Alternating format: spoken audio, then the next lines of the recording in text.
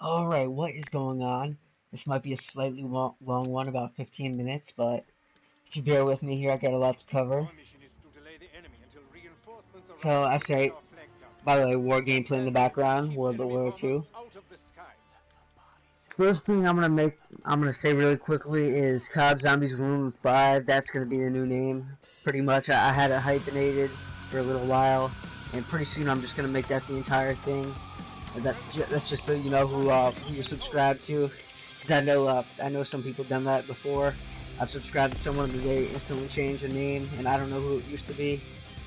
So I just left that as it is for a little while. I'll change it completely in a while. And the reason for that is just simply because I don't want people tracking me down. I don't know. I intend to keep this YouTube channel separate from anything really. Yeah, people in real life that could track me, so just saying. Now, COD World War II. Last time I made a video about this game, you were saying why I don't feel like I should buy it. Well, this video is going to be saying why I am going to buy it, hypocritically enough. Okay, well, let me just address my past self really quickly here. My argument, I think this is actually the same gameplay. This is probably the same gameplay from last time. But yeah, my past self, I'm gonna say as a counter argument to the fact that I'm having less fun than good when I play Call of Duty. The counter argument to that would be that when you're playing this game, it's actually, I've been looking at the recent YouTubers, like the really old ones, like XJaws, B Dobbins, you know, all those type of guys, and then what they always say is that the main thing is positioning, just knowing how to handle situations, you know, to keep yourself alive and do better, trying to learn from your mistakes, learn the maps and everything. That's how you do good. And up until this point, I've always thought that if you die instantly, then that should never happen. But now I realize that you have to actually visualize these things.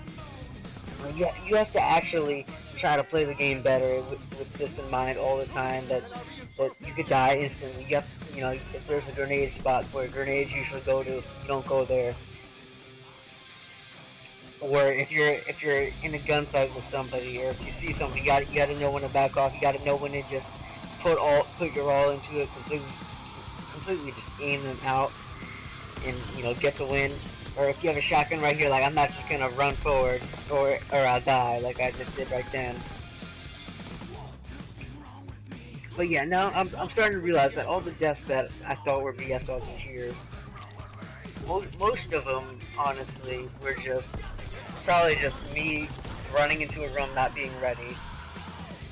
And you know, even right after I spawn, like 3 seconds, that's actually something that is genuinely I'm upset about, but I should be ready for it since I know it's gonna happen now. Yeah, after it happens once, I should just be ready for it from then on. But the reason I'm pretty much guaranteed to buy it at this point is it's just got so much going for it, I guess. I don't know, it's the main thing I'd say with this game right here is the war mode is just exceeding. The war mode is exceeding the multiplayer so far beyond what it used to be. It's got at least one map, I'm sure it's gonna have at least 3. And this one map alone, I put like 10 hours, 15 hours through into the beta, and I go by a 1 hour, $1 scale on games. So $100 digital deluxe or pro edition. If I'm putting $15 into one war map alone, and they're gonna have a couple war maps as well as zombies and the campaign and the normal multiplayer, then it's actually gonna be pretty big package here. And once again, I'm having like I said, I would play this game and I would have less than fun. I wouldn't have fun at all because I would be doing negative. And I was actually playing MWR yesterday. I was doing something that a drifter video suggested. It's a video back in Black Ops 2 called Unhinge Yourself, Unchain Yourself, and Play Better Than Ever Before. And this is where a drifter wants you to run around with a pistol only, just pistol whipping everybody, and then he knows you're gonna do bad. He says that, and then after 5 games or so, you go in with your best SMG class and then you just melt, you just destroy everything because you're so used to adapting. And now I've realized this because the first game I went into with that pistol, I did pretty good. And the thing is though, is that I was playing against worst enemies probably, but as I went on, I started playing against harder and harder enemies, and I had to keep on learning and keep on getting better. And then by the end of it, I was going just about positive like I normally would, like 12 and 12 or something. And keep in mind, 12 and 12. This is Modern Warfare Remastered with the M9 silence, with Sonic Boom, and Eavesdrop, and no perk 1, and I'm not allowed to throw grenades. So basically, I have Eavesdrop as my only perk and a silenced M9, and I'm running around killing all these people with stopping power and Juggernaut and UAV Jammer. Keep in mind in core.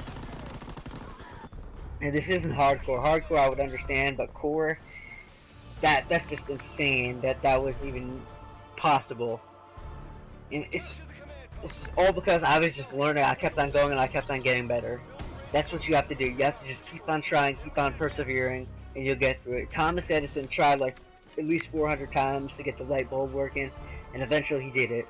And now the world is just thriving because of his perseverance. And that's exactly what it could be.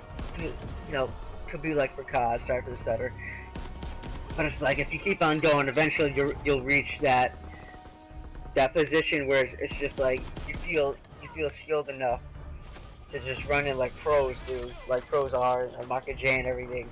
Because the thing is, I've played Call of Duty for years, but I've never really gotten better. I've done the same thing over and over. I get my best SMG, and I stick to the same class for about one quarter of my games, and then the other quarter I play with different play styles, like classes and stuff. But I never really challenged myself. I never really challenged myself to get better by using the bad guns, and that is really something that I've done a lot in just 1 hour, and now I see that it's possible. And that is even if this multiplayer sucks, then if I'm good at it and it's got the environment, the immersion. Yeah, if I'm good at it and it's got the World War II immersion, then I'm sure I'll have a fun time. I mean, the only thing that's really streaks suck, that makes a bad COD game, but I think we could trust Sledgehammer to at least make the streaks good. And if we've seen what we've seen from this beta, and the streaks are better, then I think that actually we got a solid game coming.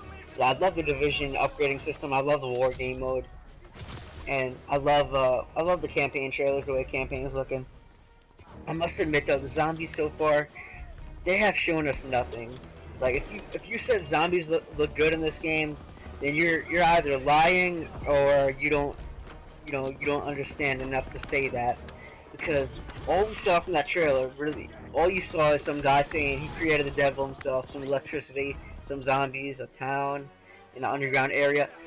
Compare that to Shadows of Evil, we saw so much more. We saw the gumball machine, like 3 or 4 different effects, spawner max ammo burned out, anywhere but here. I think anywhere but here, definitely in plain sight. We saw the beast mode a little bit. We saw the bootlegger, some gameplay actually shooting guns first person. We barely saw any of that in this World War II trailer. We saw the Morgue City, lots of character quotes, lots of characters talking. My point is just there was a lot to be hyped for Black Ops 2 Zombies, but for this Zombies they have shown us almost nothing. They've shown us pretty much the vibe and the environment, but nothing about the gameplay. We don't know if there'll be perks. We don't know if there'll be gumballs. We don't know if there'll be pack-a-punch. We don't know pretty much anything about the gameplay.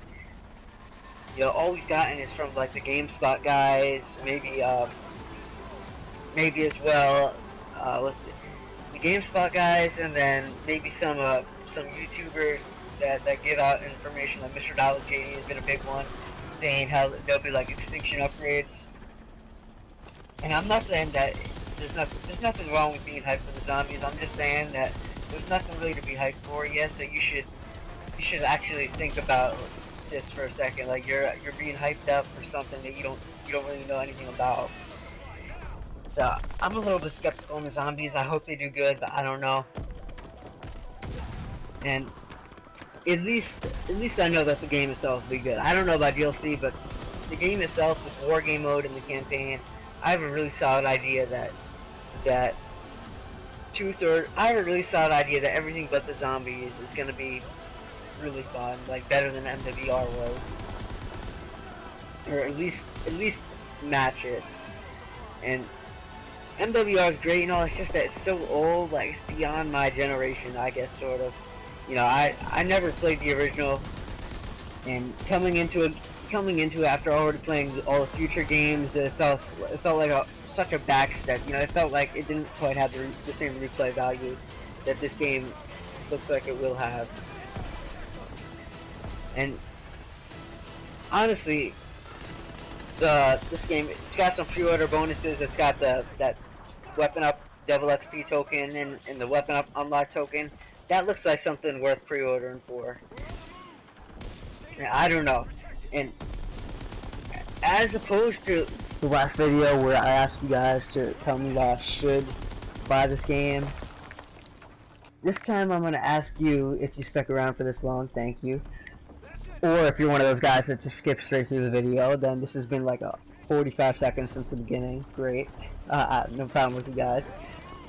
I'm going to ask you, I'm definitely going to get the game, but should I get the Pro Edition or the normal edition? Is there,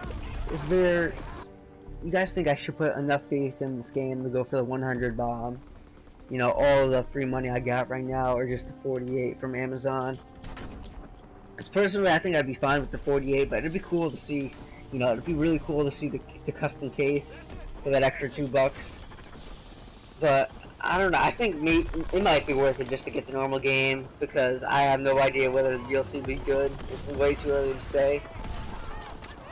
You know, we don't know if it'll include extra war maps or not. Hopefully it does. But yeah, I'm pretty sure I'm gonna end up just getting the normal game, and then the Pro Edition I can go for later, unless there's something exclusive like the Giant on Black Ops 3 that I feel like I really have to get. And yeah, I mean, that's pretty much closing things off here. One last point I would like to make, though, is that Call of Duty is Call of Duty, and you know, you're always gonna get upset at it if you read it. I guess there's, you know, just like life, there's gonna be things that upset you in life, but you don't have to let them, you know, you don't have to let them go on. You don't have to go on like a freaking Spider-Man 3 or Spider-Man 2, like walking in the rain type of thing, where you're just really sad all the time because something bad happened. I mean, if you dwell on your deaths in COD, that's the same thing as letting a 5-minute event or something ruin your entire day, just like in life. So I'm starting to think in this alternate way that even though I might be doing bad, I'm still having fun because I'm getting to try. You know, way back when people used to have like nothing, like 1 or 2 toys, and nowadays we have so much to be thankful for. And if you're going on a death streak, you just gotta sit back, chill out, and then just play differently. Thanks for listening, and I'll see you in the next one.